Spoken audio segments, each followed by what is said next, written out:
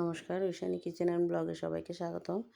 কেমন আছেন সবাই? তো এই যে ঝিঙের রেসিপি নিয়ে চলে এলাম। খুবই সাধারণ একটা রেসিপি। তো এখানে আমি ঝিঙের খোসাটা ছাড়িয়ে নিচ্ছি। এই খোসাটা চাইলে আপনারা ফেলে না দিয়েও ভর্তা রেসিপি করে খেতে পারেন।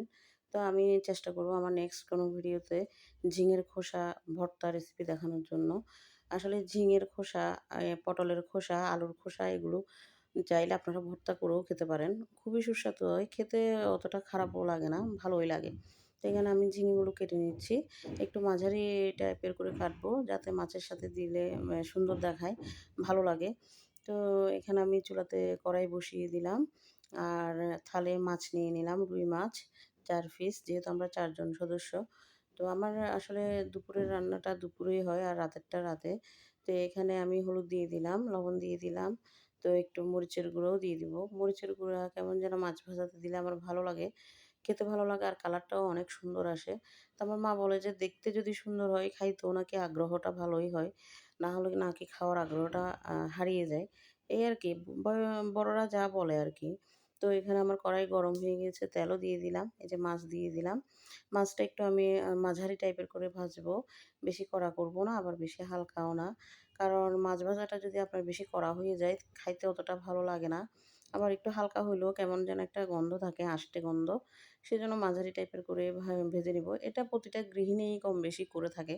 তো আমিও সেভাবেই করলাম। তো আমার মাছগুলো এই যে এপিঠ ওপিঠ একটু উল্টে নিলাম। আর ভাজাও হয়ে গেল দেখুন। খুবই সুন্দর হয়েছে, কালারটা অনেক সুন্দর আসছে। এই যে মাছগুলো তুলে নিলাম এখন। আর কড়াইতে কি দিব তাই দেখাচ্ছি একটু। এই যে পেঁয়াজ কুচি, কাঁচা লঙ্কা, জিরে বাটা, তারপর তেজপাতা, একটু আদা, আর ওটা হচ্ছে পেঁয়াজের কিউব।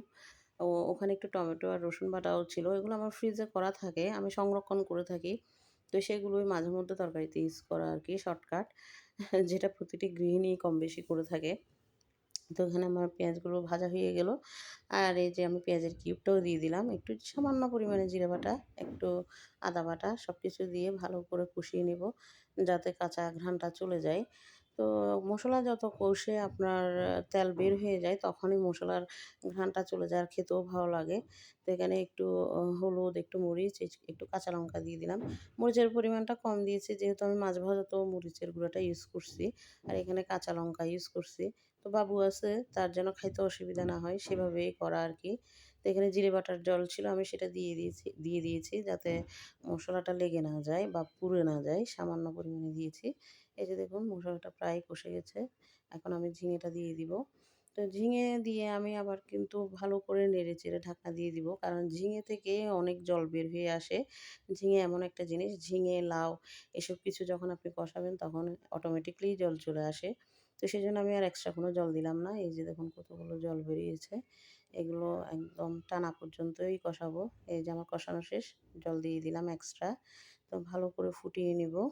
ফুটানো হলে ঢাকা দিয়ে দিলাম।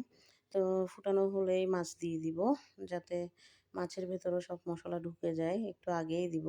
আমি অনেক সময় ফুটানোর আগেই দিয়ে দিই। কারণ আমার মনে হয় যে মাছের রসটাও তরকারিতে যাওয়া দরকার। তো সেজন্যই দেওয়া। এই যে আমার মাছের তরকারিটি প্রায় হয়ে গেছে। এখন ধনেপাতা দিয়ে দিব। তো আমার মাছের তরকারিটা কমপ্লিট। তো ভিডিওটি কেমন লাগছে অবশ্যই সবাই জানাবেন। আর খুবই সিম্পল, ইজিভাবে সময়ও বাঁচে। আর খেতেও অনেক মজা হয়, দুর্দান্ত লাগে। তো পাশে থাকার জন্য সবাইকে ধন্যবাদ।